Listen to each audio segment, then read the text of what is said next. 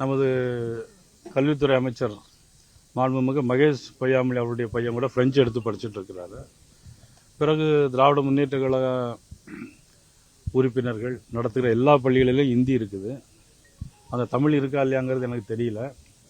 ஆக இந்த சூழ்நிலையில் மக்களுடைய மனநிலையை திசை திருப்பதுக்காக வேண்டி திராவிட முன்னேற்ற கழகம் இந்த நடவடிக்கையில் ஈடுபட்டதாக தெரிகிறது. எதுக்காக திசை திருப்பதற்கான காரணம் என்ன?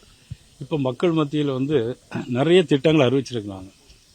ஆனால் எல்லாம் அறிவிப்போடு இருக்க தவிர வேற எதுவும் நடைமுறையில் இருந்த மாதிரி தெரியல. இல்லை, இப்போ குறிப்பாக பழைய ஓய்வூதிய திட்டத்தை நான் வந்த உடனே முதல் கையெழுத்தா போடுவேன்னு சொல்லி தமிழக முதலமைச்சர் தெரிவிச்சிருந்தாரு.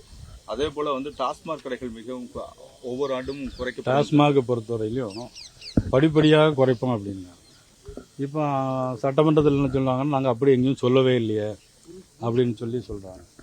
ஆனால் அவங்க தேர்தல் அறிக்கையிலே படிப்படியாக குறைப்போம்னு சொன்னாங்க. ஆனால் இப்போது படிப்படியாக கூடிக்கிட்டு தான் இருக்குதுன்னு நான் நினைக்கிறேன்.